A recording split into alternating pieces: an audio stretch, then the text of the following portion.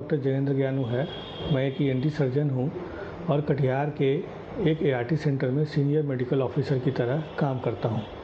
आज की इस वीडियो में हम बात करेंगे 3 मार्च के बारे में। 3 मार्च WHO द्वारा इंटरनेशनल हियरिंग डे की तरह मनाया जाता है।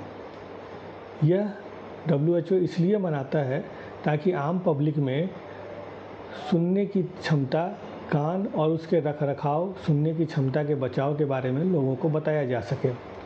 पहले इस डे का नाम था इंटरनेशनल ईयर केयर, जिसे 2016 में नाम बदलकर इंटरनेशनल वर्ल्ड हियरिंग डे कर दिया गया। इस दिन WHO बहुत सारी भाषाओं में कुछ मैनुअल्स को जारी करती है, आम पब्लिक के लिए भी और special professional health care professional जो हैं उनके लिए भी, जिसमें ईयर से रिलेटेड सारी बातें रहती हैं कि कैसे हियरिंग को बचाया जाए, अभी हियरिंग की क्या क्या समस्या वर्ल्ड में है और कैसे कान का ध्यान रखना है और कैसे टाइम पर सही चिकित्सीय सलाह लेनी है। आज हम बात करेंगे इस वर्ल्ड हियरिंग डे पे कि हमारे देश में जो समस्या हियरिंग की है वो बहुत गंभीर है, क्या उसके कारण है। हमारे देश में लगभग 6.5 करोड़ से भी ज़्यादा ऐसे लोग हैं जिन्हें या तो सुनाई नहीं देता या कम सुनाई देता। यह एक तरह से डिसेबिलिटी है और ये लोगों को और भी बहुत तरह की बीमारियों से ग्रसित कर सकता है, जिसमें सबसे कॉमन है डिप्रेशन। अब इसके कारण क्या है जिससे हियरिंग लॉस होता है। हियरिंग लॉस होने के बहुत सारे कारण हैं या कम सुनाई होने के बहुत सारे कारण हैं। एक तो एज है, बढ़ती उम्र के साथ सुनाई की नस खराब होती है और इससे सुनाई कम होता है।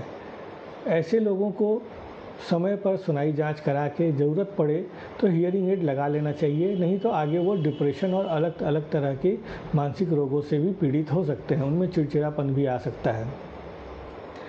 दूसरा सबसे कॉमन कारण है जो आजकल बहुत ही ज़्यादा चर्चा का विषय है, वो है साउंड पॉल्यूशन।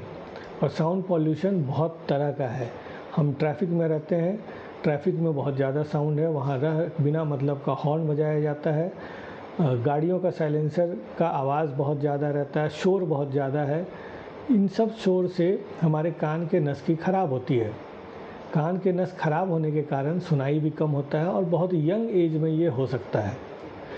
इसी नॉइज़ पॉल्यूशन के अंदर हम ये भी बात करेंगे कि आजकल हियरिंग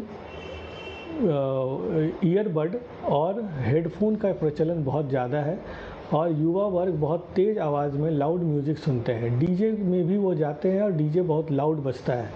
ये लाउड म्यूज़िक या लाउड साउंड में ईयरफोन या हेडफोन लगाने से भी नर्व्स जो है, हियरिंग नर्व्स या ऑडिटरी नर्व जिसे हम बोलते हैं, वो ख़राब हो जाती है। और अगर वो परमानेंटली ख़राब हो गई तो परमानेंटली ख़राब हुए नर्व का कोई भी ट्रीटमेंट अवेलेबल नहीं है, उनको मशीन लगाना पड़ जाएगा। और यह एक ऐसी समस्या है जिससे हम निजात पा सकते हैं अगर हम बिना मतलब का हॉर्न ना बजाएं।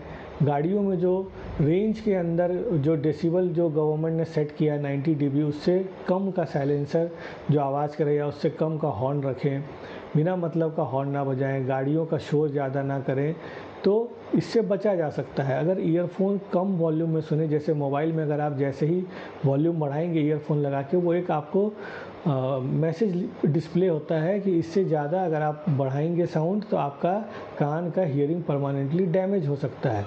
तो उस लेवल को हम लोग क्रॉस ना करें। इसके अलावा सर्दी जुकाम बहुत आम है और सर्दी जुकाम में भी लोगों को सुनाई कम होती है, लेकिन ये तो सर्दी जुकाम में कम होती है और ठीक भी हो जाती है। लेकिन कभी कभी सर्दी जुकाम की वजह से कान के पर्दे में इन्फेक्शन होता है और कभी कभी तो कान का पर्दा फट भी जाता है, जिसे हम परफोरेशन बोलते हैं। परफोरेशन होने के बाद सुनाई कम होना ही होना है, लेकिन ये एक ट्रीटेबल कॉज है। हम लोग ट्रीटमेंट करके उस फटे हुए पर्दे को दोबारा बना सकते हैं। कभी कभी वो खुद भी बन जाता है, कभी सर्जरी के बाद पर्दा बदल के वो बनता है। अब जो मैं एक कारण बताने वाला हूँ वो बहुत इम्पॉर्टेंट है और ये समाज के लिए भी बहुत ज़रूरी है कि वो इस बात पर ध्यान दें। छोटे बच्चे, बहुत छोटे 2 महीने, 3 महीने, 6 महीने, 2 साल से कम के बच्चे, उन पर भी ध्यान देना बहुत ज़रूरी है कि उनको सुनाई देता है या नहीं है। वो अभी इस एज में है जिस एज में वो आवाज़ सुनेंगे, फिर उनके अंदर वो लैंग्वेज डेवलप होगा, तब वो बोलेंगे।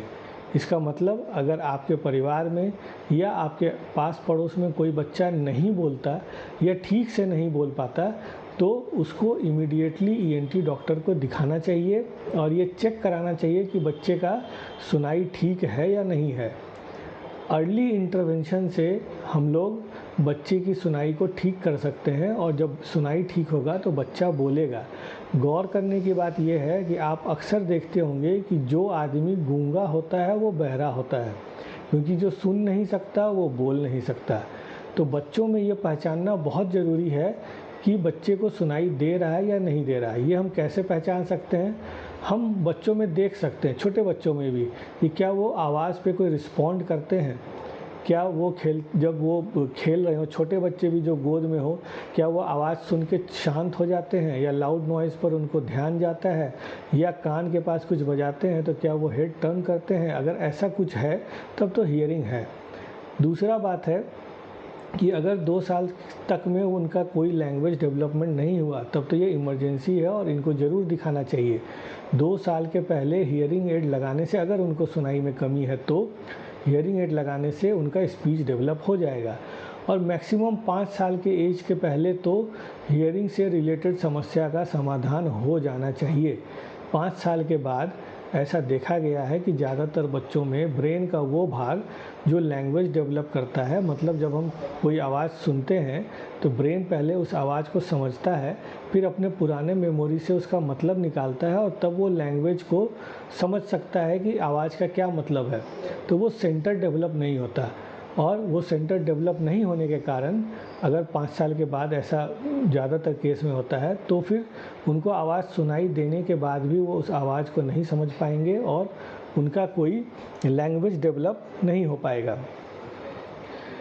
इसके अलावा बहुत सारा लेबोरेटरी टेस्ट भी है जो डॉक्टर के यहाँ आप आएंगे तो वहाँ हो सकता है बच्चों के लिए। एक है ओई के द्वारा हम 1 दिन के बच्चे का भी चेक कर सकते हैं कि वो सुन पाता है या नहीं सुन पाता। इसके बाद टेस्ट है बेरा टेस्ट जो है, उससे हम बच्चों का पता कर सकते हैं कि उसको सुनाई दे रहा है या नहीं दे रहा है। बच्चों के मामले में बहुत प्रिकॉशन लेना है, क्योंकि अगर कोई बच्चा नहीं सुन सकता है तो अर्ली इंटरवेंशन करके मशीन के द्वारा, चाहे वो हियरिंग एड हो या आजकल कॉकलियर इम्प्लांट का भी सर्जरी होता है, कॉकलियर इम्प्लांट हो, उसके थ्रू हम उसकी सुनाई को ठीक कर सकते हैं। और जैसे ही सुनाई ठीक होगा वो बच्चा बोलेगा और भविष्य में उसे जो भी पढ़ाई करनी है वो कर सकता है। वर्ल्ड हियरिंग डे का हर साल का अपना एक अलग अलग थीम होता है, तो एक थीम वर्ड होती है जिस पर कि WHO काम करती है।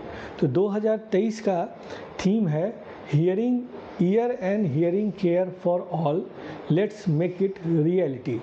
तो इसी थीम के साथ हम लोग समाज में इसके प्रति जागरूकता फैलाएं और कुछ बातों का ध्यान रखें, जैसे earphone, headphone, loud music, DJ, ये सब अवॉइड करें। बिना मतलब का हॉर्न ना बजाएं।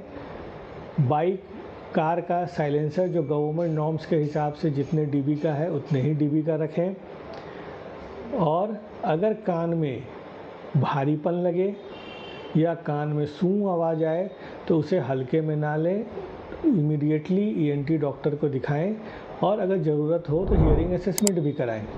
साथ ही बच्चों में, छोटे छोटे बच्चों में भी ध्यान रखना है कि वो सही समय पर उनका बोलना शुरू हुआ या नहीं हुआ। अगर वो नहीं बोल रहे हैं तो इसे इमरजेंसी समझकर तुरंत दिखाएं, ताकि अगर किसी तरह का हियरिंग लॉस है तो उनका अर्ली इंटरवेंशन करके हम उसे ठीक कर पाएँ।